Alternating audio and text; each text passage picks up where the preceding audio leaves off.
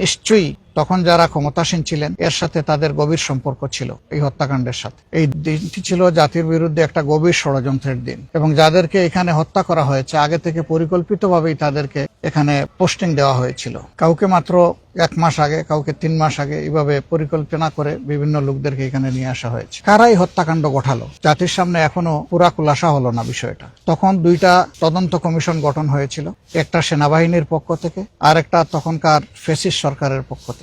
2টা তদন্তের কোনো রিপোর্টই জনগণ জানতে পারলো না এবং সেটা আলোর মুখ দেখলো না। কেন দেখলো না? যদি ওই তদন্তের রিপোর্ট সামনে আসতো জাতির সামনে, তাহলে হয়তো অনেক সত্য পরিষ্কার হয়ে যেত। নিশ্চয়ই তখন যারা ক্ষমতাসীন ছিলেন এর সাথে তাদের গভীর সম্পর্ক ছিল এই হত্যাকাণ্ডের সাথে, যার কারণে তারা চাননি যে এই রিপোর্টগুলো প্রকাশ পাক। এমনকি তখন 2টা নোংরা ঘটনা ঘটেছে, আপনারা দেখেছেন। একটা হলো বিরোধী দলকে টার্গেট করে তখনকার বিরোধী দলীয় নেত্রীর ব্যাপারে অনেক আজে বাজে কথা বলা হয়েছিল। ভবিষ্যৎ হোক নিরাপদ, বিনিয়োগ হোক বিশ্বস্ত, আর আমার পছন্দ সল্ট বে। ওয়েলকাম টু সল্ট বে। বাংলাদেশ জামাতে ইসলামীর তৎকালীন অ্যাসিস্ট্যান্ট সেক্রেটারি জেনারেল এবং নির্বাহী পরিষদ সদস্য, সুপ্রিম কোর্টের অত্যন্ত মর্যাদাবান একজন আইনজীবী, সিনিয়র আইনজীবী ব্যারিস্টার আব্দুর রাজ্জাককে হয়রানি করা হয়েছে। দুইবার তাকে জিজ্ঞাসাবাদের মুখোমুখি করা হয়েছে। নাসির উদ্দিন পিন্টুকে নৌকা দিয়ে নাকি লোক পার করে দিয়েছে, এই জন্য তাকে এই অভিযোগে অভিযুক্ত করে জেলে নেওয়া হয় এবং সেখানে পরিকল্পিতভাবে তাকে হত্যা করা হয়। তৎকালীন বাণিজ্য মন্ত্রী ফারুক খান ঘটনা ঘটার সাথে সাথেই মিডিয়ায় তিনি বক্তব্য দেওয়া শুরু করলেন যে এই ঘটনা জামাত শিবির ঘটিয়েছে।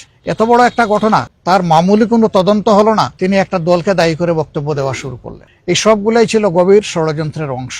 পরবর্তী পর্যায়ে বর্তমান সরকারের আগে যে ইন্টারিম গভর্নমেন্ট ছিল, এই ইন্টারিম গভর্নমেন্টের পক্ষ থেকে একটা তদন্ত কমিশন করা হয়েছিল। সেই রিপোর্টও কিন্তু জাতির সামনে আসেনি পুরোপুরি। আসলে আমরা বুঝতে পারবো সত্য আংশিক উঠে এসেছে নাকি আংশিক চাপা পড়েছে। আজকে আমার একটা স্ট্যাটাস হয়তো আপনারা লক্ষ্য করবেন, আমি বলেছি আংশিক সত্য উঠে এসেছে। কেন আংশিক বললাম?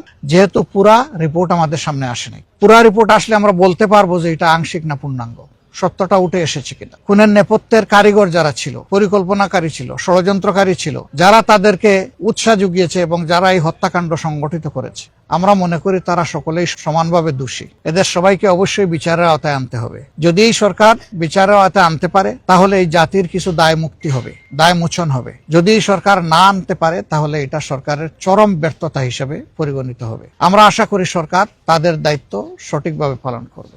এর পাশাপাশি আরো যত হত্যাকাণ্ড হয়েছে সবগুলা হত্যাকাণ্ডেরই বিচার হওয়া উচিত। ওই সময় ঠান্ডা মাথায় পরিকল্পিতভাবে যে হত্যাকাণ্ডগুলা ঘটানো হয়েছে, ফাঁসির নামেই হোক আর যে নামে হোক, সেগুলোরও বিচার হওয়া উচিত।